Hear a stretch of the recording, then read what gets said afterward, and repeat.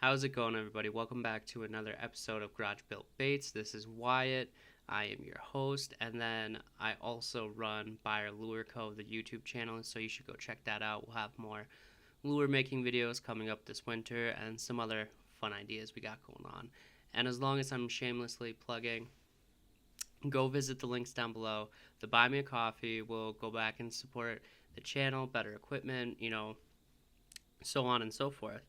But I really appreciate you guys keeping with me, and the support that I get for the podcast is amazing, and I am so thankful for each and every single one of you lures. Gosh, I am so thankful for each and every single one of you people out there listening.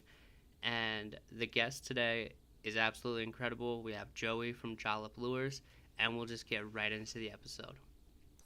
Volume's all good? Yeah, it sounds good. Cool. Got your whole little setup there.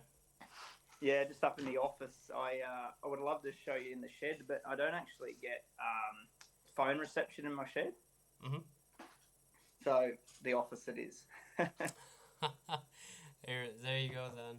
So, well, I'm Wyatt, by the way, and I do this little podcast talking to bait makers. Yeah, awesome, mate. Unreal. Yeah. So why don't you introduce yourself and tell the people what you do. Yeah, so basically, I'm Joey Urquhart of Jollip Lures over here in Down Underland, Australia. So basically, I just a bait maker. Started off as a little bit of a hobby all those years ago, and what once started as a hobby now is a full-time gig, just churning out lures for us mad keen Aussie lure fanatics over here to use. So yeah, it's pretty cool. So let's just dive in. So first, where does that name Jollop, where does that come from? Is that like a play on like Joey, or? Yes, it's actually a bit of a funny one. So it all started when we first started. I've been making lures basically my whole life, on and off as a kid, as we all did, I'm pretty sure.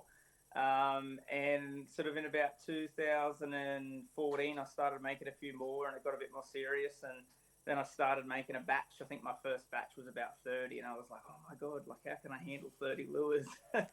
And I was like, I think we could make a bit of a thing of this. So I said to my wife, we're going to have to think of a name. And at the time, we had one son. His name's Oliver. My wife's name's Prue, and I'm Joey. And she just pinched a couple of letters from each name and come up with Jollop. And I was like, you know what? That's pretty bloody cool. So, and now since then we've got a daughter, so we just allocated her one of the letters. There you go. My nephew, his name's Oliver, and we just call him Ollie. Yeah, that's what my young bloke is, Ollie. Yeah, and he actually makes lures too. He makes a few lures, which is pretty cool. So yeah, dude, that's sweet. And you're our first international guest on the podcast. So the USA and fishing, the USA is really diverse with all the different fisheries, but now we're going overseas, and dude, I have no idea what Australia's fishing is like besides Murray cod and barramundi. Yeah, look, we don't take it for granted. We are very lucky over here. The amount of species we have to target, on Aussie-made lures, is just unreal. You can practically catch anything in this country. Like you mentioned, Murray cod grow over 100 pound. They're the biggest freshwater fish in Australia, and if not the world. You got barramundi, grow to 1.30 meters, jump out of the water, rip your rod out of your hand, which we just saw some internationals over here the last month. Gussie, Carl come back, and Jacob Wheeler come over and caught some barra. So there's a lot of cool species. We have bass. A lot of people think that they're like your bass, but they're not. They're a little bit like a smallmouth, but they're a lot more like a barramundi. They're a big silver scaled fish. Quite a big mouth. They love inhaling topwater baits. That's a 70 mil topwater bait. That's one of ours. They just love eating things off the surface. So they're probably my favourite. We have a fish called a jewfish. They grow to like a meter 60, meter 70. You catch them off the rocks. You fish on like 100-pound braid, 100-pound leader, 13-foot rods, and you throw in like, I don't even know if that'll fit in the frame. That's a 200 mil crankbait. That's what we throw off the rocks for them. So we are very lucky over here. It's very different. I've been to the States and caught largemouth and that, and like they're cool. Don't get me wrong, they're an amazing fish, but like when a 50 centimeter Australian bass smashes your top water and peels 30-pound braid and 30-pound leader off and stitches you in a tree, it's pretty cool. Yeah. So what's your? I know you mentioned like the line setup, but like what reels and rods are you guys running for catching big meter long fish? The Barra stuff predominantly, they'll run bait cast tackle. I saw Jacob Wheeler was come out and he used a lot of spin tackle, but that was sort of a deep bite. But normally, like throwing to the edges, big jerk baits. This is actually one of our jerk baits. This is our biggest selling lure, and this is sort of barramundi jerk bait. If you can see that there, so that's an 80 mil jerk bait. That's got 6X hooks on it, pin bib with an actual screw. So, like, it physically can't fall apart. Like, they're pretty vicious. So, you throw in stuff like that, like Tachulas, Chronarchs for the Shimano fans, that sort of stuff. You know, you're running probably 50-pound braid and that 60 to 80-pound leader. Mm-hmm. It's pretty like hand-to-hand combat. Yeah. Are you running, like, fluorocarbon or monofilament for your leader? A lot of the guys will just go back to, like, I don't know if you know Schneider. Good old like Schneider, just mono, just as especially if they're fishing some top water baits. Obviously, you don't get that sink down, so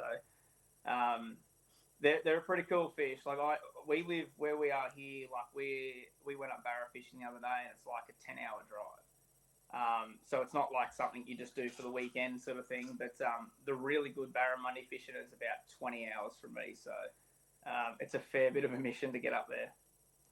Okay, so like, is there like fishing immediately around you? Like, what's your fishing like? Yeah, so like literally my back door's here, and about 200 meters at the end of my street, I've got arguably the best wild bass river in Australia, the Richmond River, and then just over the mountain, like 20-30 minute drive, we've got the Clarence River, which is just known for huge bass, just big bass. They're probably the two systems that, if you say wild river bass in Australia, everyone thinks of these two rivers. So we're pretty lucky. The Murray cod that you mentioned, just sort of, I've got some lures here, you know, as you talk about these fish. These are sort of a typical big Murray cod, top water jointed bait, paddler bib. So that's sort of pretty popular. That's only 2 hours over the mountain for us. We've got trout 3 hours away.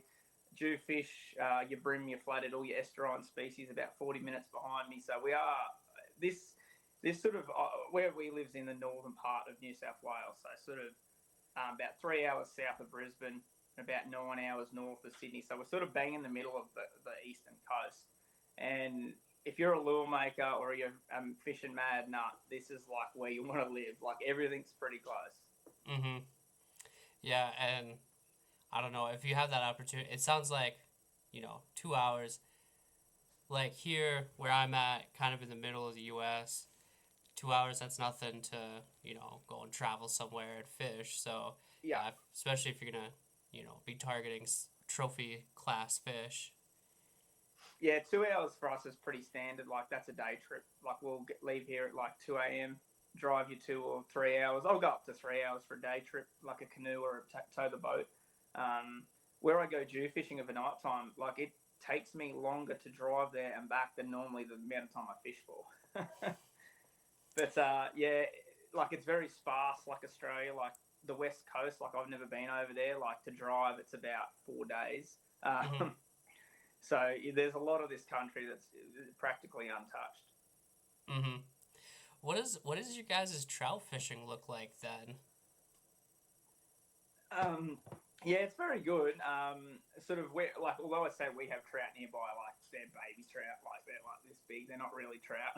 They'll be trout one day.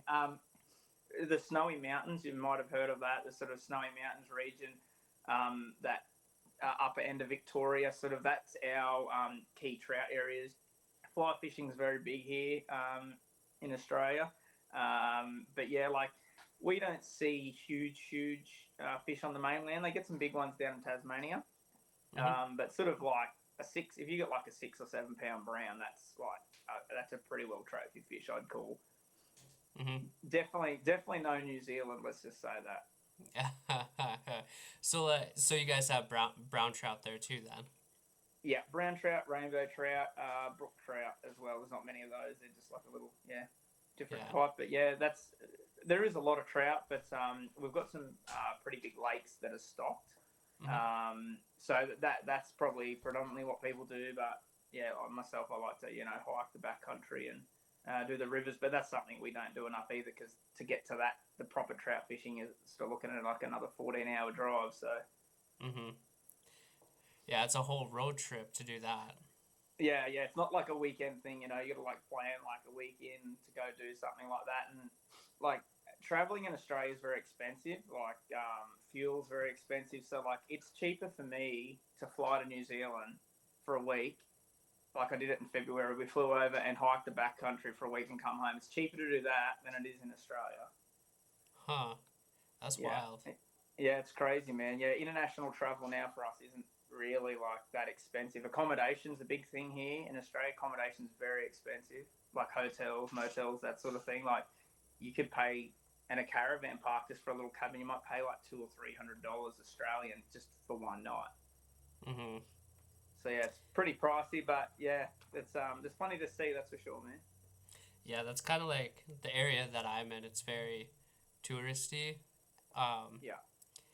And yeah, like hotels can be pretty expensive, but then also Airbnbs are very popular around me, and those are really pricey. Yeah. And then, that's just part of it, I guess. So all of your lures are made of wood. You don't do any. Do you do any resin making? Nah, everything I've always done is timber from the day I started, hand carving to now, obviously, relying on a lot of machinery now. Everything's been timber, always timber. Sort of always had a timber background. I was a cabinet maker by trade, then I was a builder, so I've always just had that fascination with timber. So it was a pretty easy decision not to go to the resin. And I like timber, because like people don't understand. It's hard to explain that. If you have a 5 meter length of timber, right, like say 2 inch by 2 inch, and you dock that off at like 100 mil lengths, and you weigh that, every piece is going to be different. Like density on timber through a length's different, and that's just what's so good about timber lures. When you swim test them, not one's the same. And I just think you just keep making them, because one day you just might find that magical one. Just like, wow, like it's doing something different. So I think that's a bit of the fascination behind the timber. Yeah, there's not a lot of people, like here in the U.S., a lot of U.S. makers will do, if they do like wood lures, it's like balsa and making little crankbaits. Yeah. Or they're doing just small batches of wood baits. So it's not a whole production kind of like you got going. Yeah. It's funny, like that balsa bait stuff. Like, this is probably a pretty cool question. Is like, our fish over here are nuts, man. Like, if I throw a balsa bait, like, it'll last like maybe 2 or 3 sessions. Like they just don't last. Like I use Jellyton a lot. It's an Indonesian. It's like a balsa, but it's heavier and it's just a little bit more durable. But a lot of guys in Australia use Silky Oak, which is an Australian timber, Western Red Cedar, things like that. They're tough, I got some baits off a guy in Canada, Colby Knowles, and they were really good. Man, I couldn't break them. Like, they were pretty tough. But some of the balsa stuff I've got in the past, like you throw them at a barra and they just, they just destroy them. That's really interesting. Because I feel like a lot of the makers here in the U.S., especially if they're making swim baits or anything like that, will do resin. But versus, I feel like here in the U.S., a lot of the people that make baits for muskie, I don't know if you're familiar with muskie. Yeah. A lot of them will make wood lures versus resin and have them, be a little more durable, something different. Yeah, like, and when I say like tough, like say for instance this one here, like that's indestructible. That big Jew lure, like I could, like this is designed to smash into rocks because when we go Jew fishing, you could be standing 40 or 50 feet up off the water. So when you wind your lure up, it smashes into the rocks, and that's pretty well indestructible. And I get asked a lot, like, why aren't your lures through wired? And yeah, obviously through wiring a lure will make it strong, but the system of most of us lure makers down under is we just use twisted wires that we glue in. So not screw wires, actual physical twisted wires. So these are 1.6 mil.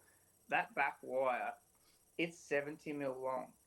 So it comes through to about there. So that's like 2.5 inches, 2 3/4 inches actually. So it comes through to there. So what happens is when you glue those wires in and you twist them, maybe off the rare chance the glue might twist, but because the glue's been set to the inside of the hole in the spirals, for the fish to get that out, it physically has to unturn it the whole way because it actually physically won't pull out. So just little things like that make that bait tougher. And if someone lands that fish for a lifetime and the lure's destroyed, they don't care. But if they lose that fish of a lifetime and they don't land it and the lure's destroyed, that's what's going to piss people off.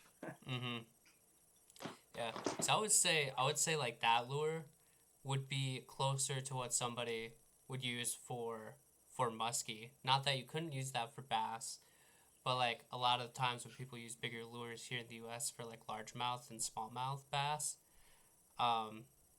it's gonna be like swim baits. Yeah, like glide baits and stuff like that. Yeah, exactly. Yeah, no, it's you just don't take for credit, I guess, like how harsh sort of it is over here, and not even the fish, like the terrain. Like if we go cod fishing, you're walking like big rocky gorges and stuff, and like we're throwing sort of stuff like this at the cod. That's actually a Murray cod pattern, so that's basically what the cod look like. Yeah, sweet. Like you've got to have them tough eyelets and stuff because like you're casting it. It doesn't matter. You can be the world's best caster if you smash it to a rock, and like that lure you've been smashing the fish on all day, and then you break the lure. You're like, well, you're 2 hours down the gorge, and that was the only lure you're catching on. So yeah, you just got to make them tough. It's not just the fish; it's the whole environment over here. She's pretty harsh. Yeah. With the color patterns that you do you notice like your guys' fish species? Do they respond to certain colors better than others? Yes and no. Like it's very obviously species dependent. Like the jewfish, I speak about, like say that lure there, but like that's a great color for the flood time. I don't know what it is, but that silver really reflects in that really dirty water. And if I didn't have that, it'd be white. Pretty well anything in this country loves white. Like spinnerbait for bass, white. Barramundi, white. Like everything just loves white. So white's a pretty good base color. Chartreuse and greens are really good for like those estuarine species, like your bass and stuff like that. Murray cod, yet again, they love green, but then they really like those darker, say like this, like that purple, purple, silver, black to orange. The native species do like a lot of that darker sort of stuff, but like the barramundi, they're just off their head. They'll eat like fluoro, like they'll eat that one day, like they just it's very sort of season dependent, and water. Like our water over here changes very quickly. Like this week we've had 300 mils of rain. So it's like the river's really dirty. So now I'd probably like fishing darker colours, where in 3 weeks it might be gin clear. So it's sort of really dependent on the watercolour. But like, as a rule, they'll eat anything, man. You throw it there, they'll eat it. Yeah, that's like the lure you just held up, the chartreuse one. I feel like that would be the quintessential, like here in the Midwest of the U.S. That'd be like the quintessential walleye bait. Yeah, right. Yeah, wow. Yeah. Those chartreuse colours are quite good in winter, in our dams as well for the bass. In the impoundments, that jerk bait in the edges with that really bright colours are pretty good. But for the best part, if you put it in their face, they're pretty angry. Most of the fish over here are pretty angry. With the you guys having just crazy fish, what kind of hooks are you running? Because they look really heavy duty. Yeah, so for the best part, I just stick to VMC.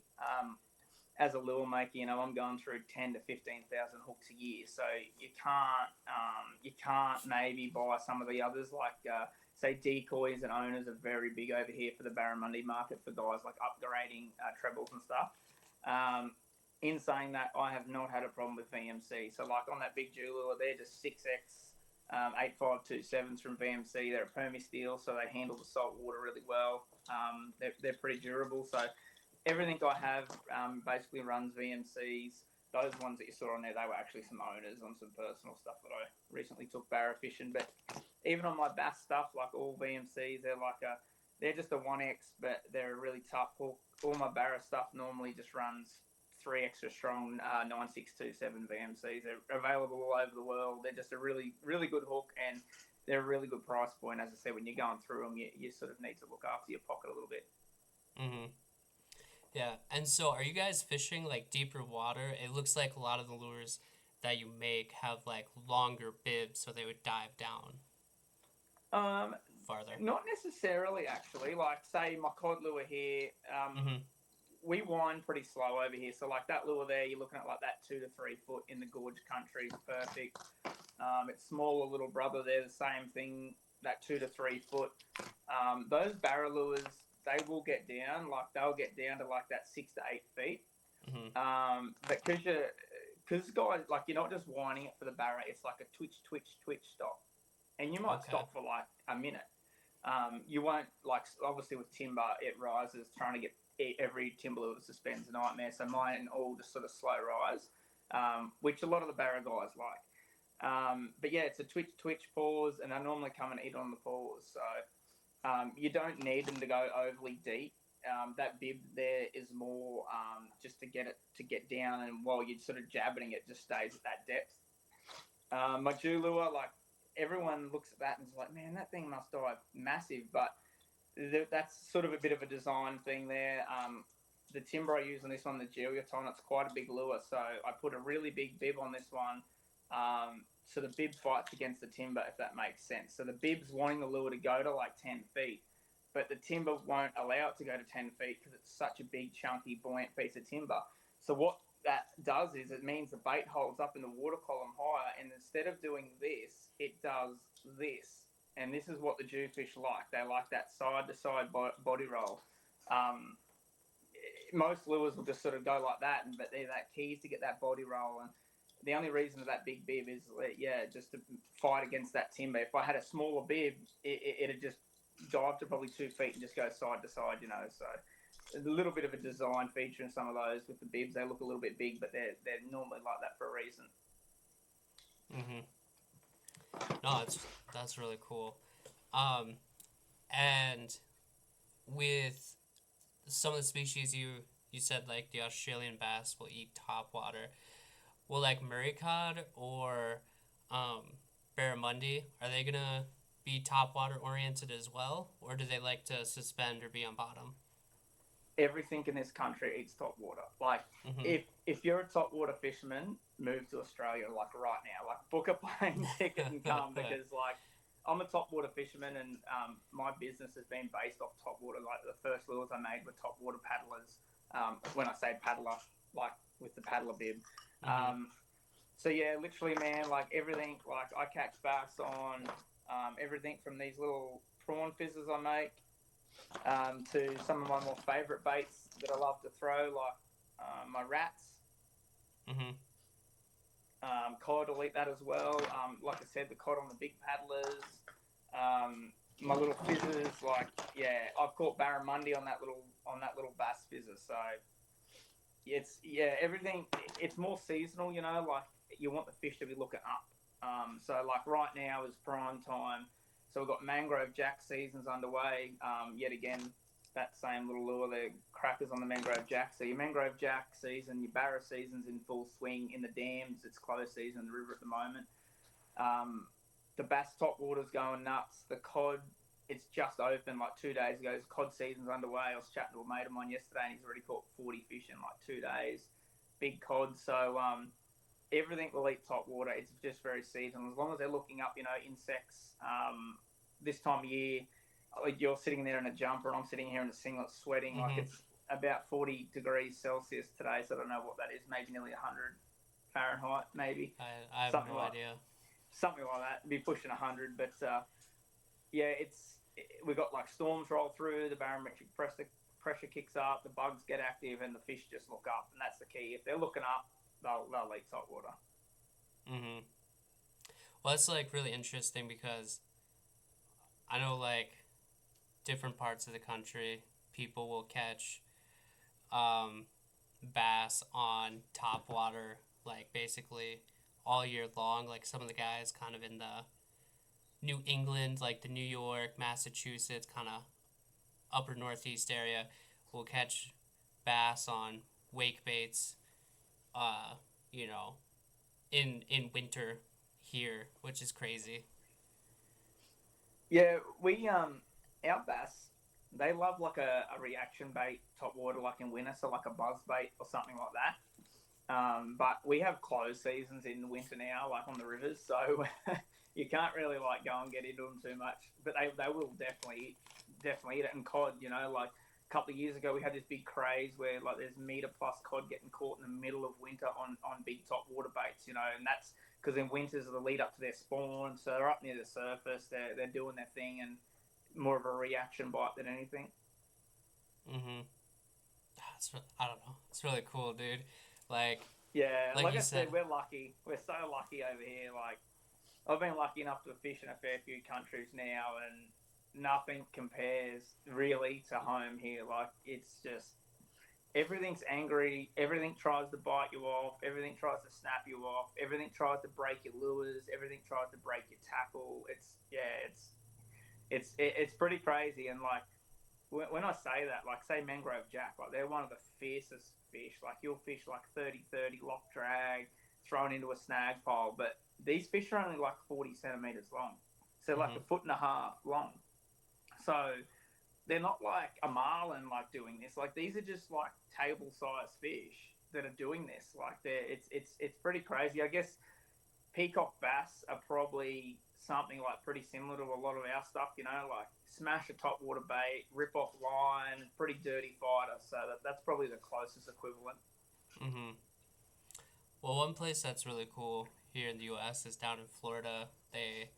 There's this place called, it's like Osceola Adventures or Outback or something, and they have like some private ponds that you can pay to fish at.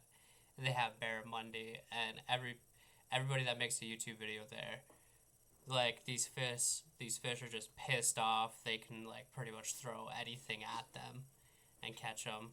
I mean, in a pond setting, I feel like that'd be a little easier, but yeah, just like these massive, just pissed off fish eating anything that they can get their mouth over.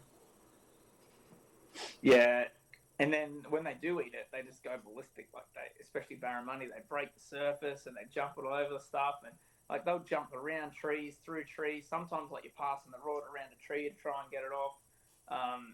Yeah, it's pretty cool. Like I've been swimming to get mangrove jack off snags. Like they'll bust into a snag and you just dive in and try and untangle your line. Like you don't do that in the northern part of Australia because you'll get eaten by a crocodile. But around here you might be okay. You have a few bull sharks to deal with, but that's about it. Oh Jesus Christ! Yeah, and that's the other thing. Like everything here tries to kill you as well. Like. Everyone's like, oh, America's not like the safest country. Like I felt so safe over there because I didn't feel like I was going to get like attacked by anything in the river like every 2 seconds. Like over here, you got like bull sharks. They're a big problem. Obviously in the ocean, you got like great whites, tigers, all that stuff.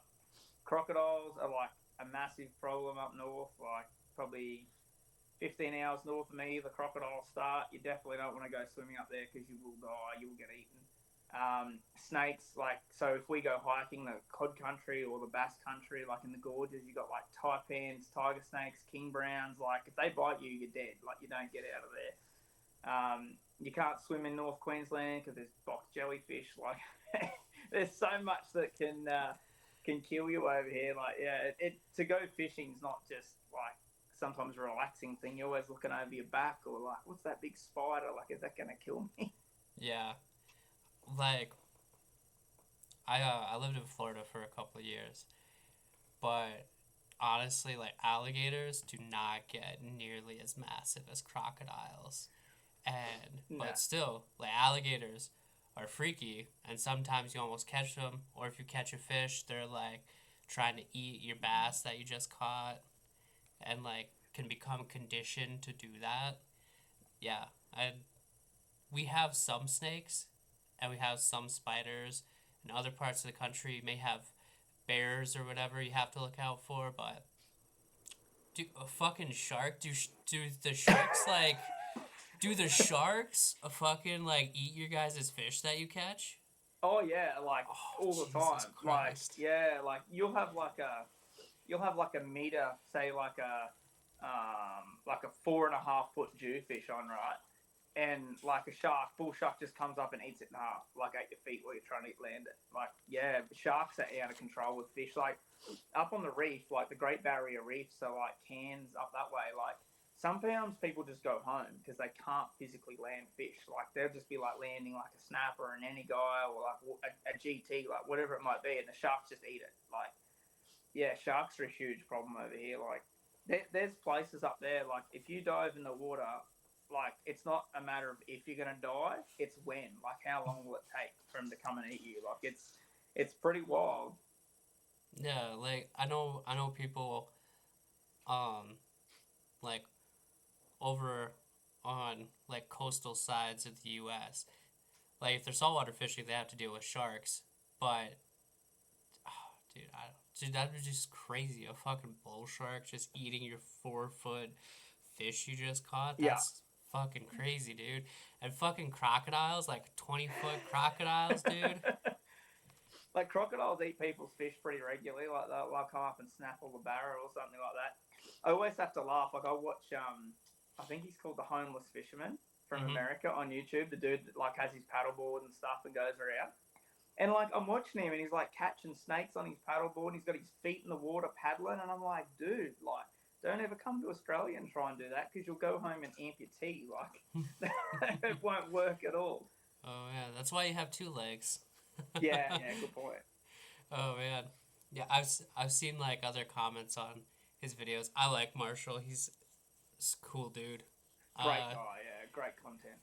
Um, I've seen people say that when he's been down in Florida. It's like wow, I can't even imagine like putting my leg in the water around alligators like that. Yeah, it's crazy.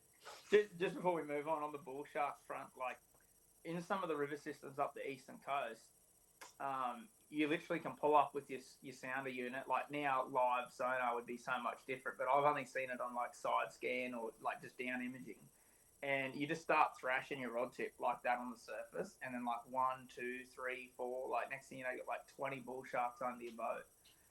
A couple of years ago, I was up in Cairns chasing barra with a mate of mine. He's a barra guide, and we're on the Daintree River, which is like renowned for big crocodiles. Like they actually have crocodile tours. Like you actually can go out and look at crocodiles. So they're there. And we were catching a heap of barra off the snag, and I was like filming some content. And I was like, I really want to get like an underwater release shot, like of the barra with the camera. So like I've got my hand in the water, like with the camera, and he's like, "No, there's one coming on the sounder." So I'd pull it out, and the next thing, this barra just gets drilled by this bull shark and is bitten in half. Yeah, it is pretty like, but like while that might scare some of the listeners over there, like it's just second nature, like it's no different. It's no different to probably like walking through some of the areas in like America, you just have your wits about you, and you just sort of second nature once you do it for a little while. You just don't go in the water. It's simple as that. A shark will have to get gravel rash to get me. Yeah, like I don't know. Yeah, you mentioned one of the other like really cool fish you guys have there, and that's GTs. Those things are crazy. Yeah, they're big. They're angry.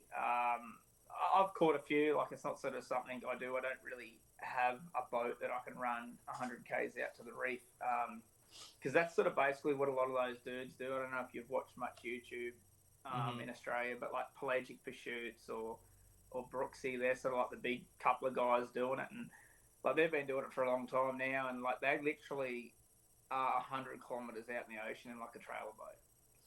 So like you're behind the reef, but if that blows up out there unexpected, you're either staying on the reef for a week for it to calm down, or you're just not coming back. It's simple as that. It's pretty wild, but it's a really cool fishing. Like now the technology allows them to get those cool drone shots of all the eats. There's some pretty cool stuff out there now. Mm-hmm. Well, and it seems like pretty popular to like throw big poppers for them. Yeah, it's probably about the only fish sort of area that we don't make lures for. Like that's a whole nother kettle of fish. Like there's a few dudes doing it pretty big now, like Molossi Lures. I don't know if you've heard of them, but like they're pretty big time here. But they only make stick baits. Like they're set up. They make like timber stick baits. They pour like a resin, sort of Rapala style. Like resin over the top of the timber, and then they're painting it, and then they're doing this and that. Like there's a lot of processes. There's already dudes sort of doing that, and I'm not really set up to produce those type of baits like through wide baits and stuff. So I'll just stick to all my everything else that we make lures for, and leave Mm-hmm. those guys to have the GT stuff. Yeah. No, and your stuff's super cool. Like I ran across your YouTube channel when I was scrolling, and you made this huge rat, and you said you Yeah, since sold it, but that's kind yeah. of what like pulled me in, and um, I had it like checked out all your stuff, and I was like, I gotta talk to this guy, gotta have him on the podcast. He does some like cool shit. so, so yeah, that was so back in COVID, like COVID times, I the lures were sort of like really kicking on. Like 2019 is when like stores started reaching out, and I started stocking stores, and we in 2020, like probably midway through, like the whole country, probably a lot like you guys, the whole country just shut down.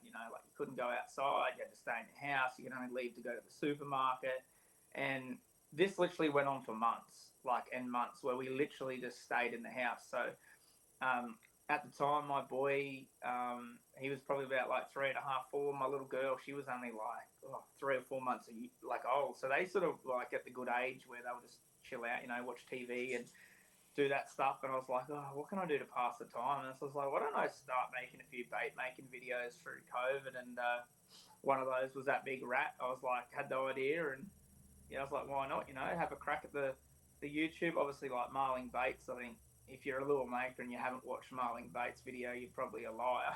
I think everyone's watched the marling baits video at one time, and I was like, yeah.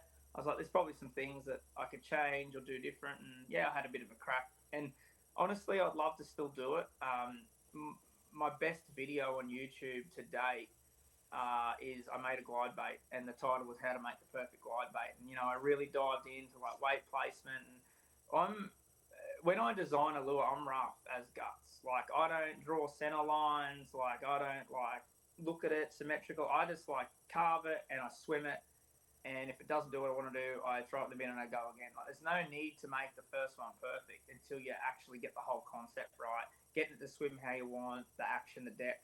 Once I nut that out, then obviously I'll make like a little bit neater one, but I still won't draw lines. Like I've never been into drawing lines, measuring. Like I just do everything by eye, center lines, everything's by my eye, and I don't know. I just feel that's sort of a better way to do it. And yeah, that's sort of in the YouTube stuff was pretty raw like that. You got to see all of that stuff. And yeah, I made that glide bait video, and I think the other day I checked, it's had like 45,000 views in 18 Wow. months or something, 2 years. So which is for me, like I've only got like 4,000 subs. It's pretty cool, but no, YouTube's just good for the business. It's just a good way to grow the brand, and especially like you're using your lures. Like I practically don't use another lure. I like soft plastics. I'll use some Daiwa Bait Junkie soft plastics and stuff. But other than that, like if I'm going after a fish that I don't have a lure for, I'll just make one to go and catch it. So I try and just use my stuff. Mm-hmm. Well, then you have like a cool little series on your Instagram where you go over like unique lures and stuff like that. Do you have like a big collection of stuff? Yeah, so that's sort of just started. Like I was like, what else can I do? Like, what's something like, because YouTube, so for now, me to film like a YouTube video, like my YouTube's really slowed down, but like I'm that busy with lures, like I'm months and months behind on shop orders. I really just wholesale, you know, so I'm making to fill orders. I can't take the time off just to go and film a fishing video, and like I don't have the time to sit in the shed because, like, I don't know if people take into like consideration how long it would take marling to actually film. Like, it would be quicker to make the lure than the time it takes to move the cameras and do all this. Like, it's actually quite in depth. So, yeah, I've started that little thing, like a cool lure a day. I just do it like every second day. I film it and just put it up. And yeah, I've got a pretty good collection of Aussie stuff. You can probably see over my shoulder there in my cabinet. I've got actually, I'll see if we can. There's a fair bit of stuff in there from all over the world. Like, I've got a lot of Japanese stuff in there. There's probably a bit of US crankbait stuff in there, I would dare say. But yeah, just sort of, I think there's a lot of cool stuff that should be highlighted. And yeah, each day I'm just going to pick something out and just show people. And then that's not to mention the stuff I've got in the shed. Once we get through all the cool stuff in the cabinet, we'll open up some tackle boxes and go from there. So why don't you go through a little bit of like what your lineup is for the lures that you make, that you have in production? Yeah, so basically we do, like currently in shops, I do about like 18 models.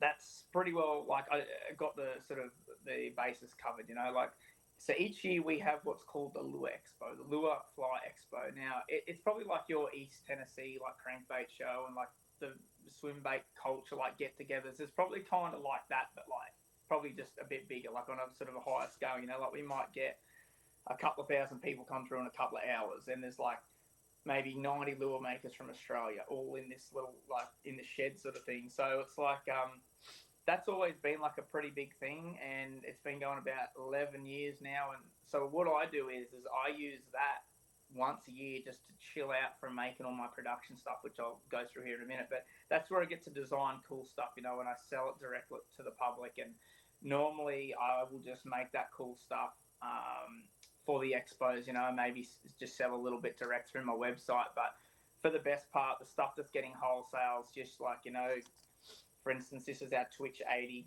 DD. So that's just like your stable jerkbait. I just do like 10 colours. Some of the stores will do their own like custom colours, but I just try and keep it slimline for the stores, you know, trying to wholesale like rats and stuff like that. Like, it just gets pretty pricey the time you put like a wholesale price on there, and then obviously their retail, they get a little bit expensive. And if I do sell baits direct to the public, I sell them for exactly the same as the shop sells them. Like, so it's all on the level playing field. But so basically the Barra range that I just showed you, the jerk bait, that's like hands down our biggest selling bait. Like, I don't even know how many of those I've made. Like, I'd actually hate to think. It'd probably make me cry. The next to be our big Jew lure, the Kunji Buster we call it. So that's a staple bait. Like, I sell these probably not all over the country like the Barra lure, but like probably about 4 stores stock these in those Jew areas. But man, like, I had one store earlier in the year and they ordered 800 of these in one order. Oof. So like, I'm sure you can appreciate like the work. I think there was 16 weeks work in producing that, because like essentially to make that, it's like making 3 bass size crankbaits. So it's like almost like 3 lure to every one. So yeah, but that's a staple bait. Definitely, yeah, one of the biggest sellers. What does that mean though? What does kanji mean?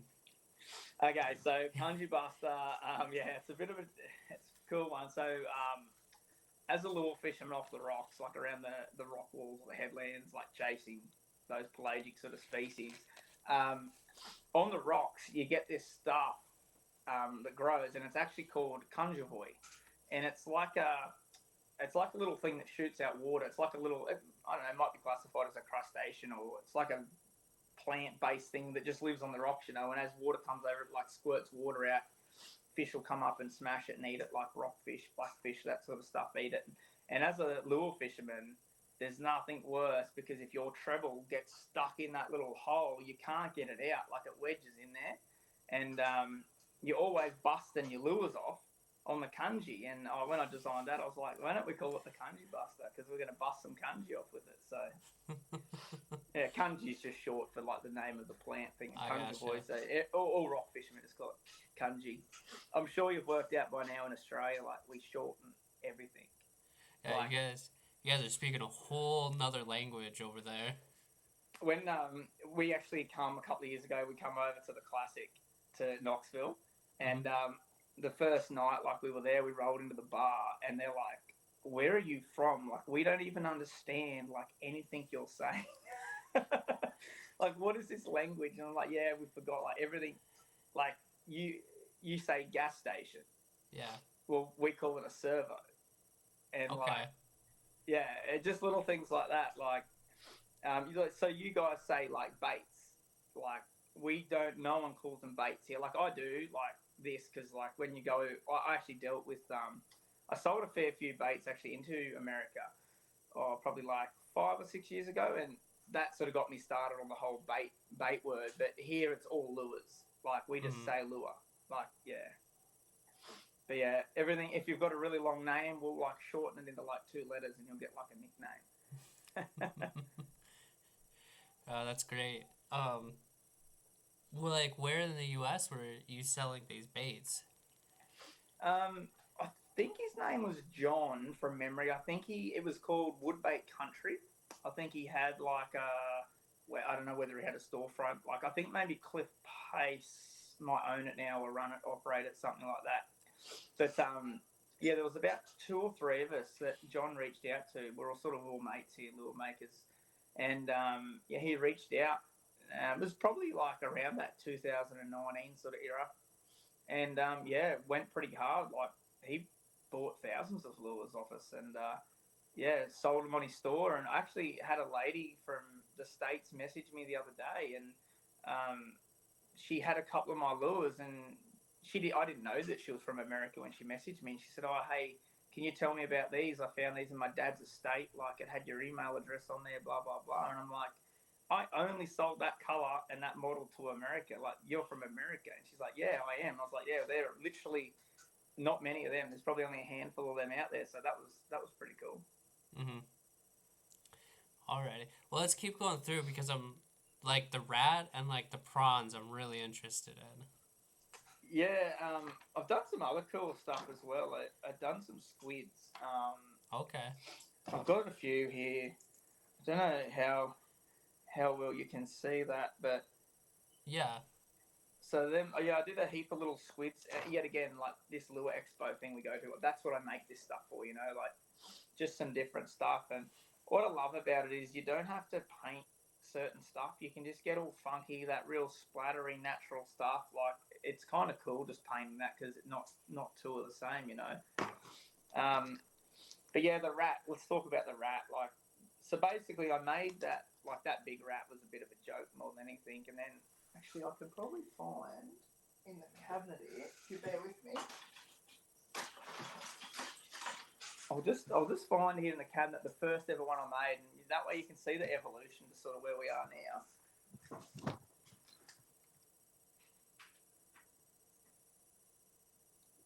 Oh.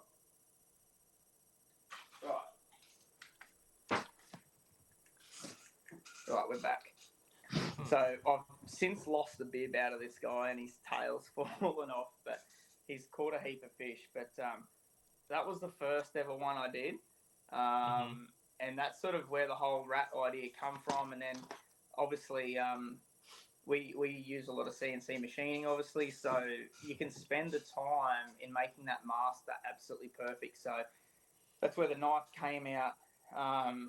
Really carved the ears in properly, carved the little eyes on there, like done the whole thing. And just over my shoulder here, I've got a 3D scanner. So, once I make that absolutely dead perfect bait, I'm super happy with it. Then we can 3D scan it to my laptop. We can adjust it. We can manipulate it. We can change a little bit of what we want. Not too much, because there's not too much in that end. Well, I'm sure there is, but it's out of my pay grade. And then, yeah, we run it down to the shed and put that into the CNC, and we start cutting out some rats. But this has been a really cool lure. It's sort of evolved over the time. Like It's a little things like now. I don't know whether you can see there, but that's not actually bib slotted.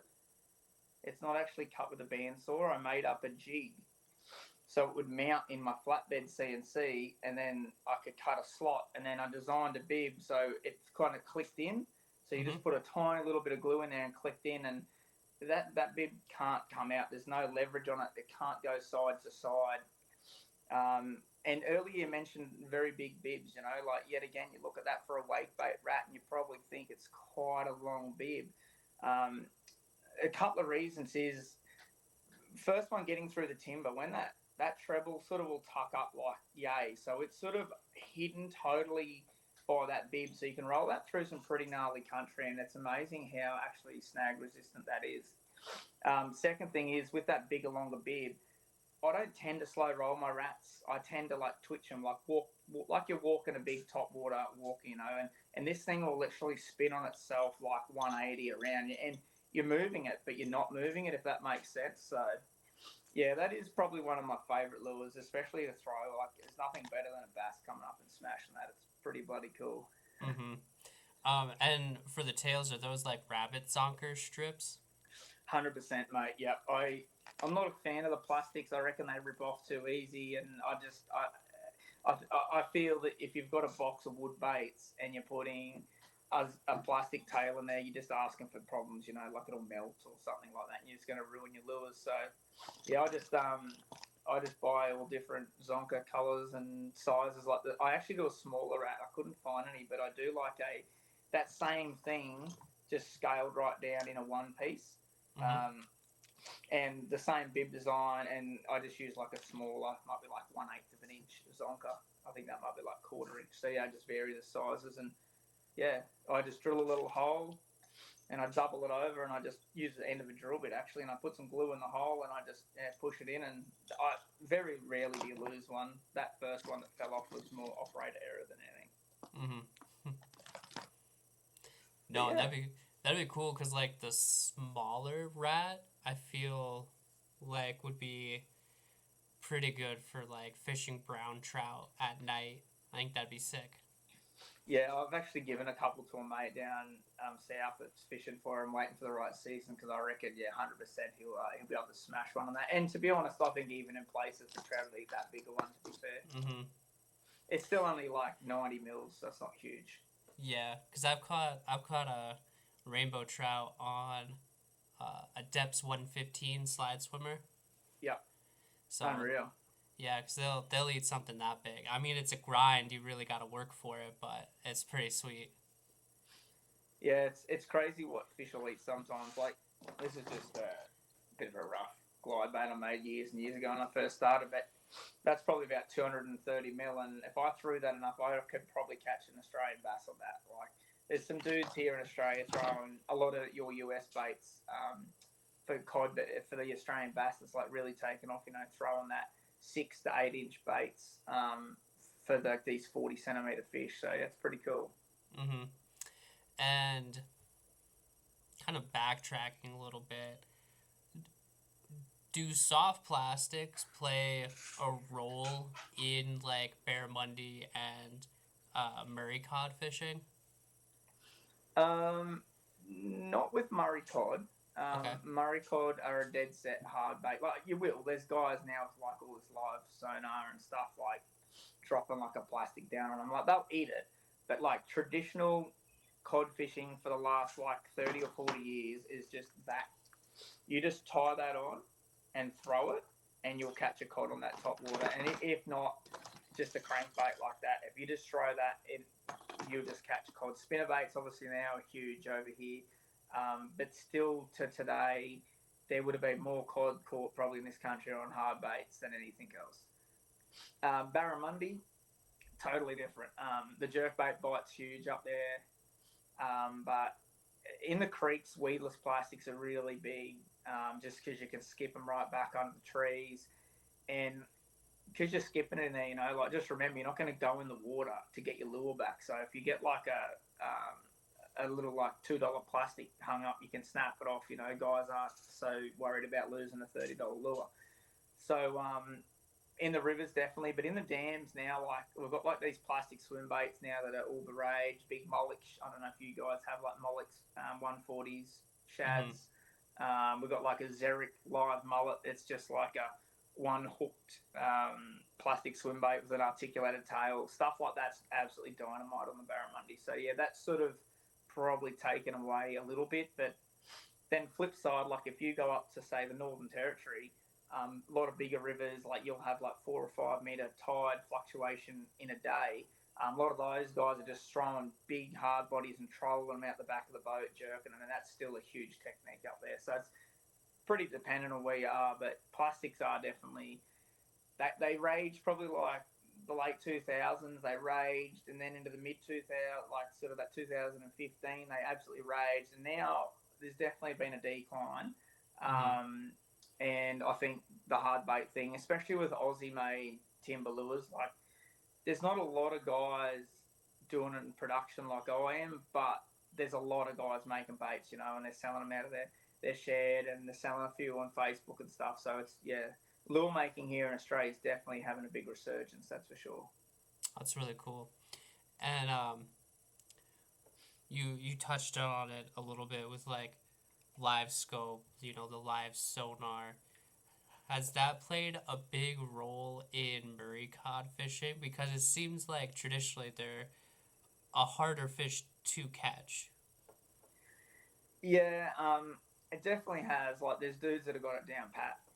Um, and I think it's just, like just finding those fish that aren't on the bank, the fish that are still feeding, just finding them before you run over the top of them, Like, I was heavily into bass comps for like 13, 14 years, and we would always fish like deep schools of fish, like we might be fishing 60 or 80 foot of water to suspended fish like 30 foot.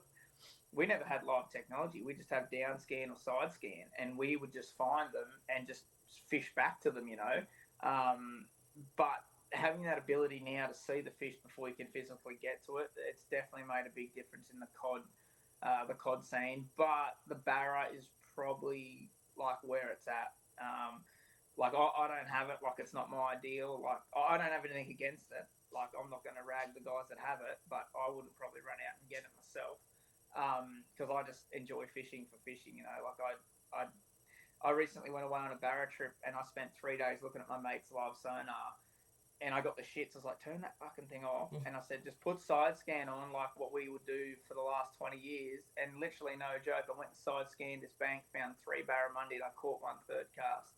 And that was the first fish I'd caught in 3 days. And I was just like, if you know it, it's great. But it does take a lot to learn. But with that barramundi, like a couple of my good mates here, they just have it absolutely dialed in. Like Tommy Woods, he actually come over to the States with us, and he actually won one of the open rounds as a co-angler over there.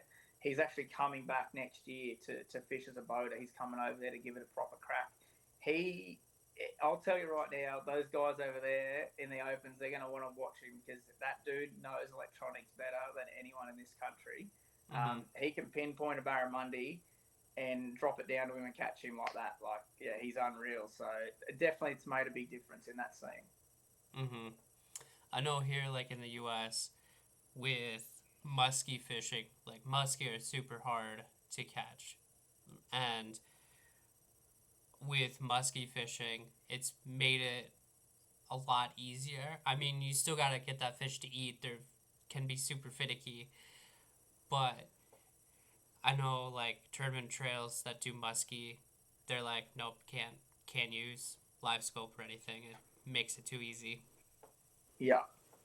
Yeah, I don't know. I don't think we'll ever see that here. Like, I think our tournaments are like totally different over there. Like a big tournament here, you might have 50 boats, and like over there, they probably wouldn't. Like you'd probably get like 50 boats to a Tuesday nighter, like on the local lake. So yeah, I don't think we're ever going to have a problem here, and we don't have the population. Like we've only got 27 million people, so I just don't think you're ever going to have that huge population of people doing it to ever like impact fisheries and stuff like we might be seeing over there.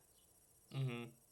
And yeah, definitely like over here, especially with some lakes, like some of those big bass lakes, the bass are like really getting pounded because people are scoping and like basically stalking this fish as it's, you know, swimming around. So can be. I don't have it, but I'm also just on my little kayak or on the bank most of the time. Yeah, and I'm the same. Like, I've got my boat there, and I to be honest, most of the time when I go on the boat, I'm taking the kids and we're throwing crab pots or something out. You know, like if I'm going for a fish, it's normally of a night time, and I'm going after jewfish, or I take the boat offshore and go and chase snapper and stuff like that. Or like I mentioned, we have the best bass fishery like in Australia right here, and so if I want to put my boat in, right, I have to drive 45 minutes the other way to put my boat in, and then where I like to fish, it's an hour and a half back in the boat. Or I could just launch my kayak right there off the bank, and then I'm fishing already. So I'm the same, man. I do a lot of kayak fishing. It's not because I don't own a boat. It's just physically like you can't get a boat into this water. So live scope's probably pretty useless when you're fishing 2 foot of water. Let's check out the prawn lure because that's not something that like you really see anybody have in the U.S. unless it's like saltwater based.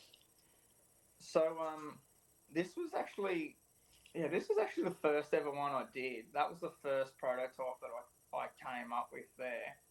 So I love fizzes, man. Like, it's not a secret here in Australia. Like, a couple of my mates are lure makers, and they're like, "Oh, I can't sell this lure. Maybe I should put a fizzer blade on it." Like, it's just a bit of a joke we have because that's like I just love it, you know.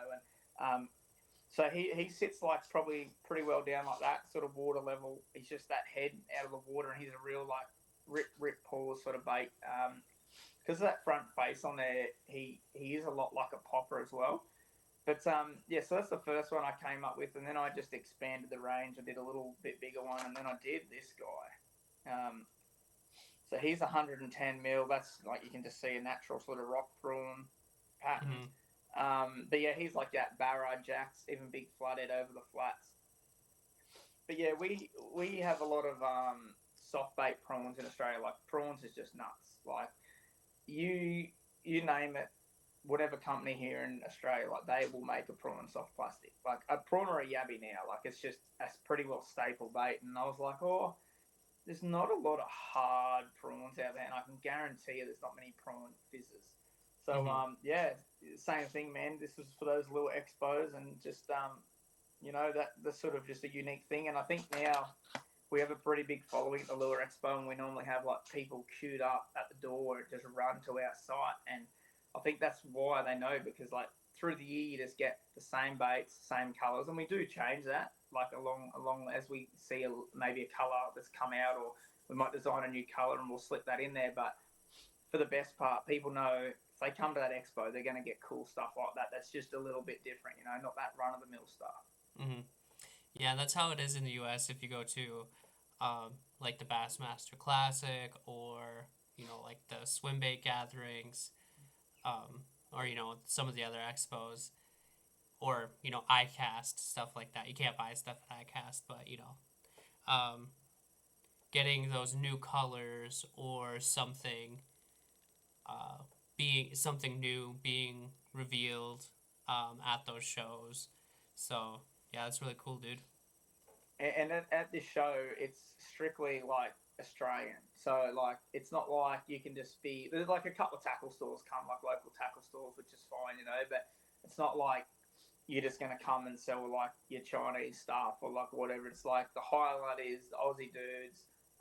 And there's some pretty talented Aussie lure makers, you know, like there's a lot of these guys that are getting on a bit now in age, so it's going to be a shame because sort of when they're not here, you know, that's going to be a huge part of history that's gone. But I feel like younger guys like myself, and now there's like even dudes like 16 and 18 like rocking up to the expo. They're pouring plastics and stuff, you know, like they're having a go. So it's really good to see. And like I said, my young bloke, he makes 10 lures each expo, and he comes along and he has a little table in the corner and he sells his 10 lures before the doors open, you know. So yeah, it's really cool to see they've got a passion for it, and I'm sure we're going to see it for many years to come, because like I said earlier, like it's really alive and well. Although we only have that small population, there is some very talented lure makers in this country.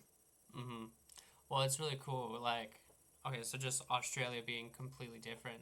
Like with the prawns, I would compare that to like here in the U.S. like crawdads or crayfish or whatever you Yeah, want to call them. Like the little crustacean, little lobster-looking dudes. Those are all over the U.S. Tons of different fish eat them. So like, is that like a pretty common forage item? Is those prawns? yeah. There's not a fish in Australia that doesn't eat a prawn or a shrimp. Same thing. One's just saltwater, one's freshwater. Um, Mm-hmm. Everything eats a prawn. Like barramundi, mangrove jack, brim, jewfish, like just everything that swims in our rivers. And like something is a pretty cool pastime in Australia. Like growing up as a kid, was you'd go and catch live bait. You know, you'd get a little scoop net, you'd have a torch, and you'd go and do it. And there's a couple of little reels over on my Insta page from this year. Like I got to do that with my young bloke. We were on holidays and we had this little lake in front of us, and I was like, I reckon there'd be prawns in there. And we went out one night and we must have caught like 40 or 50 prawns just in the scoop net with the torch.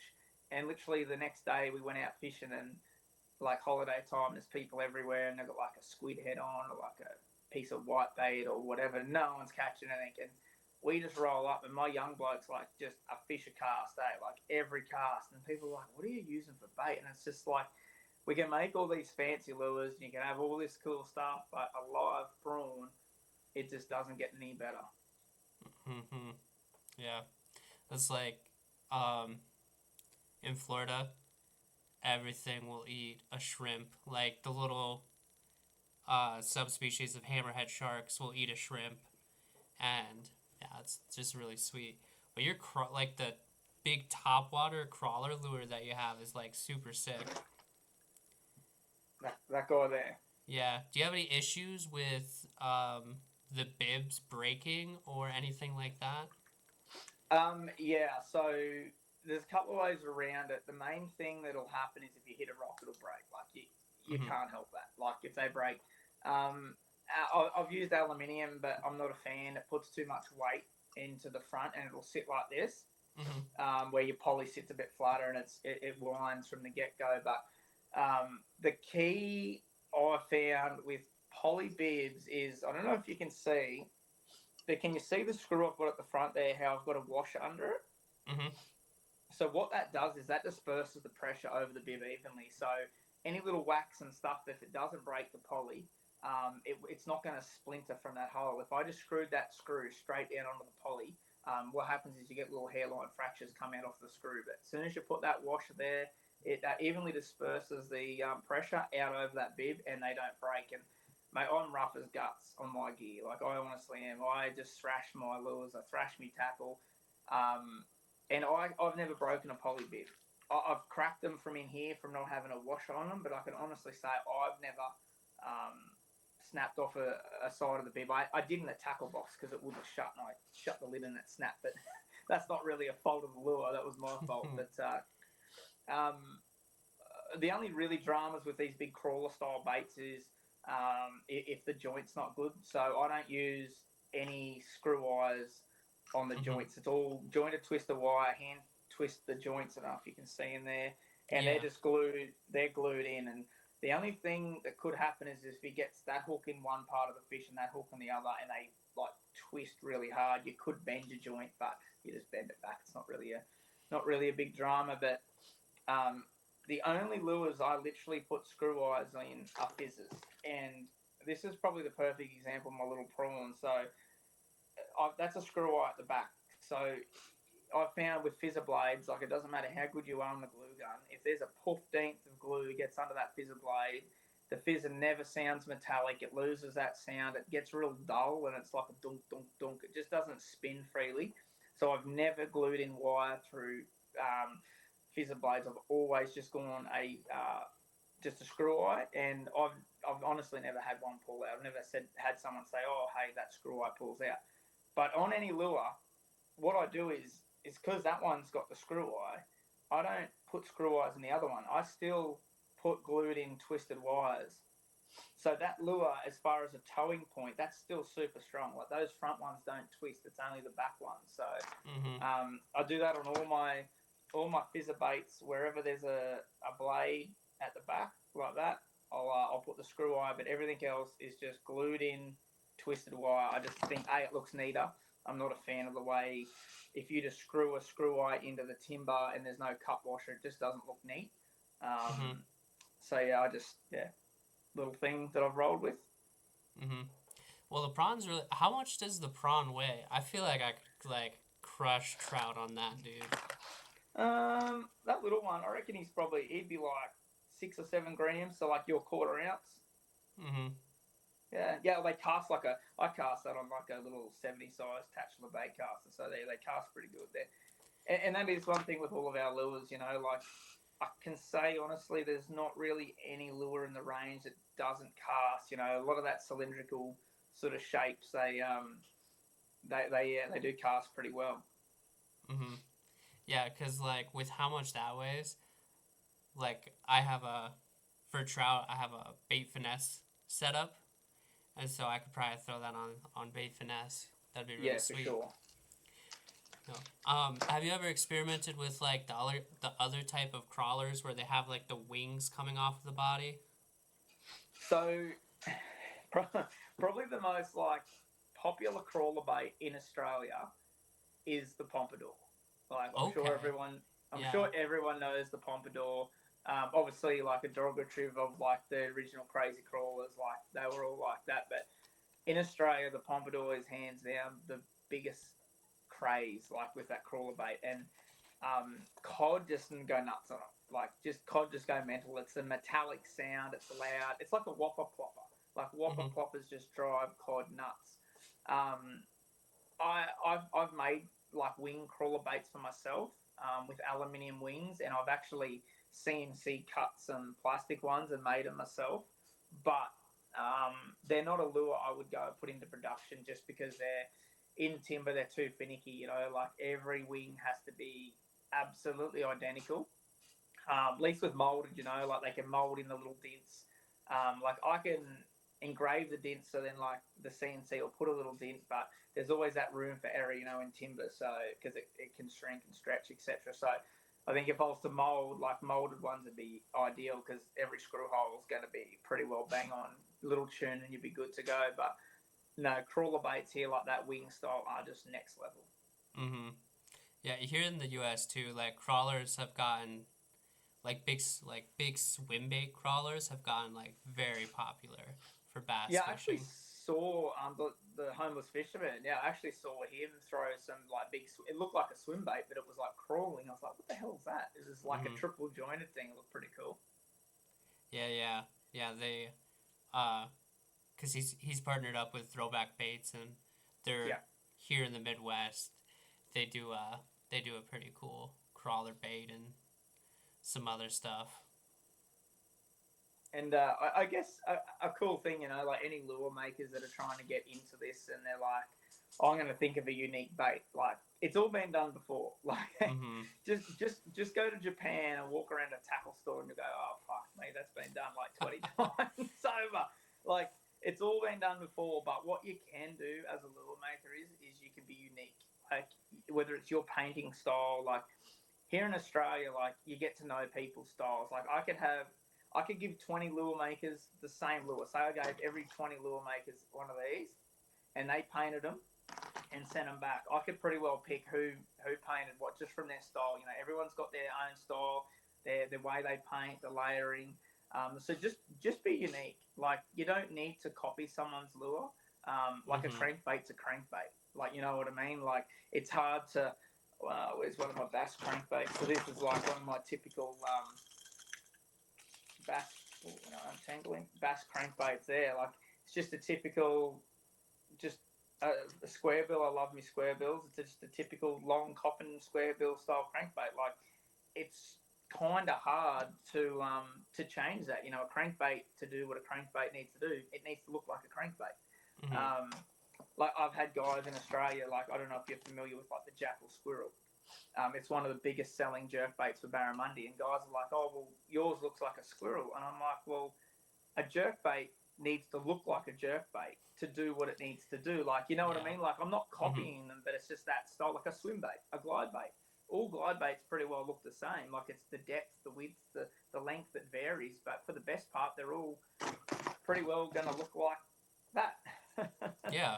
So it's hard, you know. Like probably one of the most unique sort of lures that I've done, and it really caught on, was this little silly fizzer. I called it the silly fizzer. So initially, so this is a fizzer I've always done. It's just called the Ripper Fizzer, and it's just a 60mm double-ended prop bait, like just a good catcher, fish catcher. And a lure in Australia that has a lot of backing as a bent minnow. I don't know if you're familiar with the bent minnow. OSP was like one of the originals. Yeah. It's like a banana-shaped bait, and it really doesn't have an action. It just does this. Like it just does whatever it wants to do. And I was like, how cool would it be to make a fizzer that kind of just like popped wherever you went? But that's hard when the lure's like symmetrical, like because it just wants to do the same thing. So what I did is I got that same body, but I turned it on its side. So it actually sits sideways in the water, so the shape of the lure is on the surface of the water.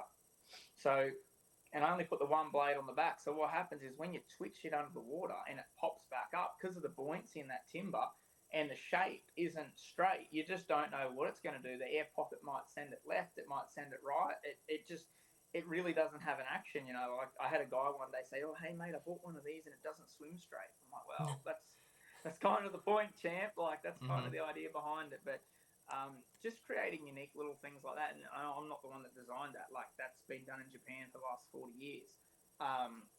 So yeah, just putting your twist on it. You know, like I just put one big eye underneath. I don't put anything on the back. I usually paint the back different to the belly. So just make it your own. I think that's probably the best advice I could give. Is just you don't need, if you want to make a swim bait rat or whatever, like a paddler bait, whatever you want to do, make it. But just make it your own. You know, unique, make it unique. Yeah, exactly. And so, with your business, with your operation, are you the only one making lures, or do you have like people that help you? I wish I had some staff. There might be more time to go fishing. No, it's just me. So like I've just got a shed, you know, like I've got a 4-bay shed and everything. Every lure I produce comes out of that shed, you know. I've got my wife. Obviously, she helps out where she can, but because I basically do this full time, she's at work. Like today, like I just finished painting a little batch of a couple of hundred there this morning, ready to go out to stores next week. So sort of it is just me, but you know, like that next step, like basically we're at the max of what we can do solo, you know. So we'll probably plateau out here. Like the business has had great growth, and then last year was just dumb. But like I physically know how hard I worked myself last year, and to look at the figures at the end of the year and you're like, holy shit, that's like a big year. And I'm like, I don't know how I can better that. Like, I don't think I physically, like, it's not from a want, like I want to, but I don't physically think that I can improve that. So we'll probably just plateau out here for a couple of years. And when finances allow, I do want to set up my own shed.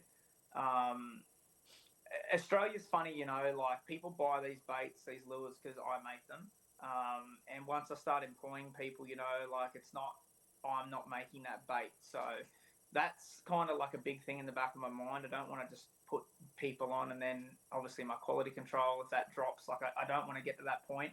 But the end goal would be to be a Rapala one day, you know, like that would be just next level, you know. So we'll just plateau out here, but we're pretty lucky. Like we've got some pretty serious technology there now. So we don't just make baits for ourselves. We actually cut lure bodies for other lure makers that are trying to like get into the industry. You know, like might have been hand carving baits for a few years, and it's like I want to give this a proper crack, but I don't want to quit my job. I'll get my bodies made. So like I cut bodies for other lure makers, and I cut bibs. Like I cut bibs and send them all over the place. So the beauty of doing that is it's kind of it's good for me because like I don't need to be watching the machine. I can sit down overnight. I can program. I had a guy just message me before, hey, I need some bibs. So I'll like sit down. He sent me his design. I'll draw it up, and then next week they'll just run while I'm doing something else. So the good thing about it is you can get your unique bib. You know, you're not just buying that generic off the shelf bib. Like we engrave your names. Like I put my little logo. I don't know if you can see the JL on there, but I do some logo design for some other guys as well to put on their bibs. So that's a bit of the business that we're growing, and it allows me to plateau out where I am with my lure making, but still try and build the business up at the same time.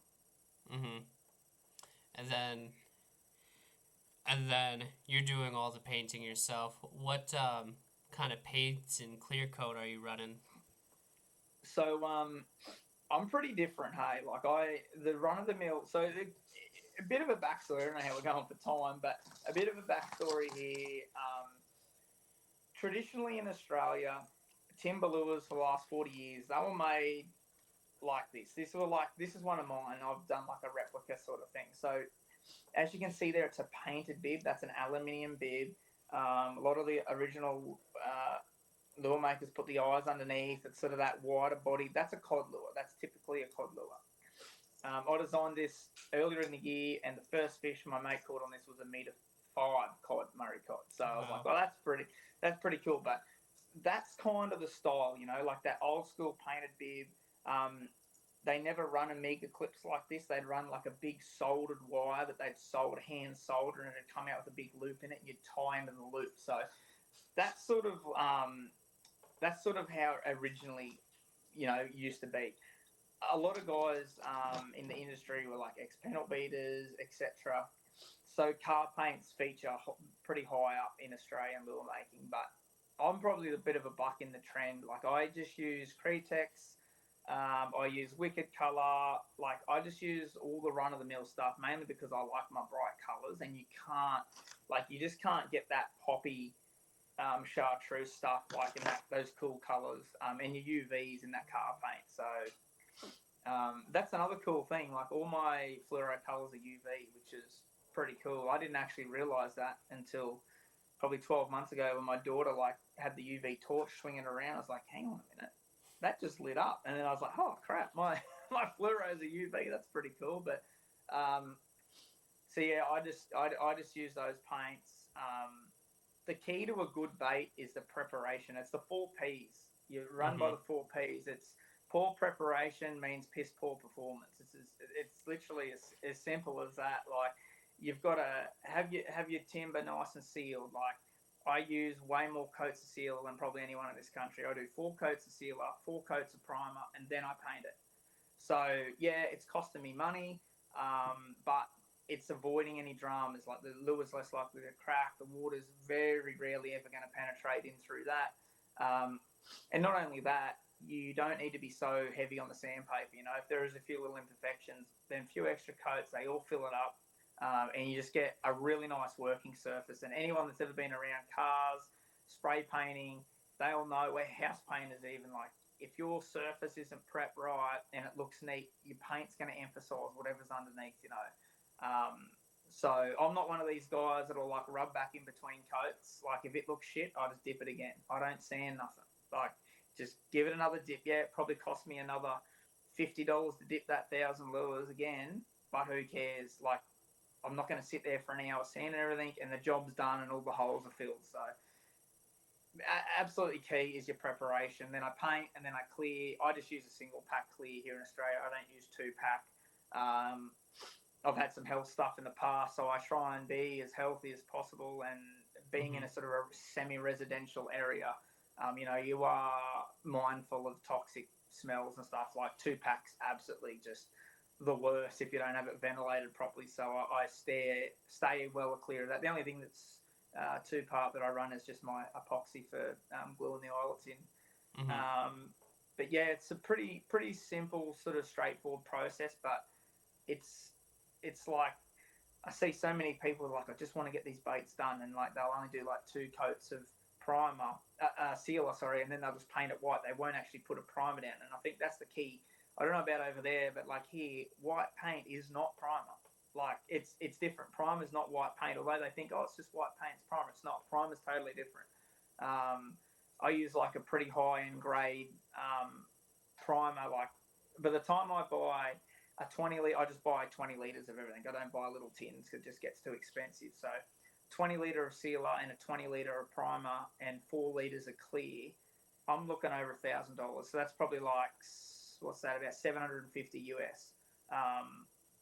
That's just before I even start, like that's just for your prep. So um, I'd rather spend the money and have a good looking bait. Like I had a lure makers comp every year. We have like a little get together at a local dam. There's probably like 50 lure makers go, and it's just not like big prizes. It's just like a few guys make some trophies, and if you win, what's bragging rights, And like 4 days out, I was like, holy shit, I don't really have enough lures, and you can only take 6 lures. That's the whole thing. You can only take 6 of your own lures.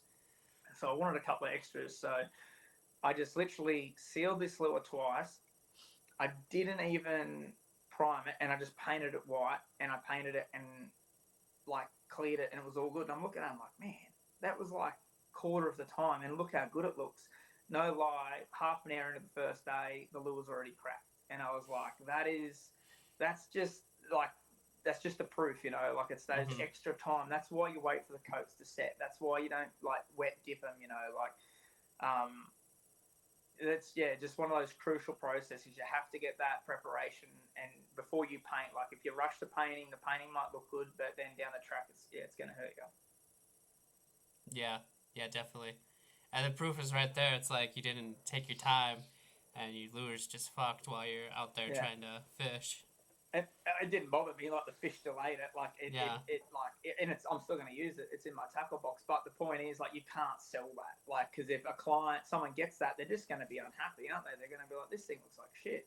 I'm not going to buy another Jollop. So, but no, there's always, I think there's always ways to improve. Like every batch of lures that I do, so every couple of weeks, I'm doing a batch, like a shock order. So you're always improving. You're like, well, last time I used this pattern. Well, this time I'm going to paint this pattern like over it. Like the base colours and everything for that colour are the same, but you try different things, and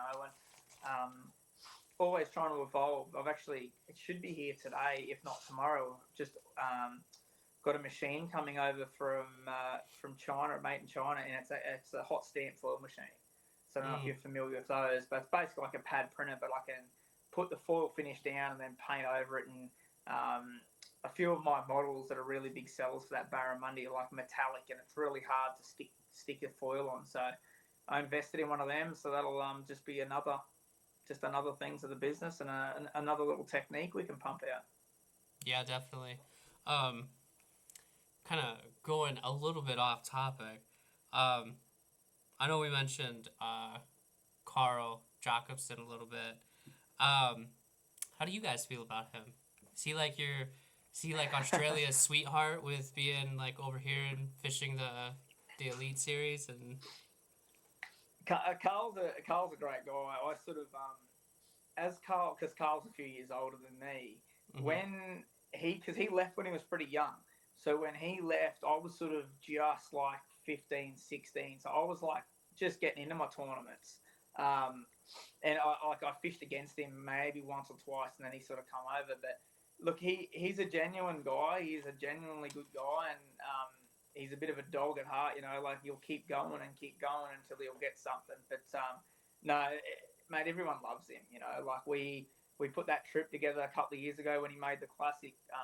I wasn't going to miss that. Like being an avid tournament angler most of my life, and I'm pretty invested into the American stuff as well. Probably not so much in the last few months, sort of busy, and the end of the season, I sort of lost interest a little bit. But always listening to Mercer, like always diving into that stuff. Like got to meet Gussie over there, spent a lot of time with Gussie, so I do have a lot of time for that. And yeah, I know that they love him over there in Australia. Very, very proud of him, that's for sure. And this is for my own curiosity. Like, how do you guys feel about Steve Irwin? Not Steve. Oh, mate, Steve.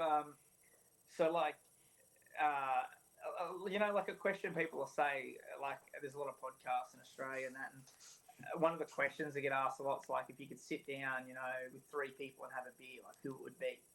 And normally, like, whoever it'll be would say, like, oh, my pop or my dad if he was here, or, like, whatever. And, like, literally everyone else will say Steve Irwin. Like, he was, like, what a man. Like, he actually only lived, like, a few hours away from us here. And He's got the zoo set up there with obviously kids and his wife runs, but he was an absolute true Aussie icon. You know, like we have a lot of activists now, like against animals and blah blah blah, and all. We call them hippies, greenies or hippies, but he was kind of like that, but he wasn't. If that makes sense, like he had the animals like best interest, of course, but he wasn't pushy about it. You know, like he was a real true Aussie icon. He was an unreal man. Unfortunately, is no longer with us, but yeah, he was a seriously cool fella. Hmm. Yeah, that was like my childhood growing up, is like watching his show and him just like holding a snake and being like, "Oh, look at this beautiful girl," and it's like this super venomous snake. So yeah, I Yeah, had to ask yeah. for my own curiosity. Jumping on crocodiles, and I don't Hmm. know if you've ever seen like the crocodile like hunter movie. Yeah, yeah, Um, yeah. yeah, it's unreal. Like it's a little bit like staged and stuff, but it's Hmm. pretty cool. Like yeah, it was like his claim to fame on the big screen. Oh man. Well, shoot, dude, we could probably like talk for a ton more Yeah, for uh, sure, mate, for about sure. yeah fishing and lure making. But where can people find you at on online socials, all that? So yeah, basically, I'm just jolliplures.com.au. Facebook, Insta, YouTube's just Jollip Lures, just JOLLIP and the word lures. If I was in America, I'd probably be called Jollip Baits. So there you go. But look, there's not. Like I said, I very rarely actually have stock on my website. But yeah, if you reach out, if you want any baits, have a look. Probably Instagram and Facebook's the best place just to go through. And I'm in the process of putting a little catalog together so I can sort of have up online, so people can see what's available, colours, etc.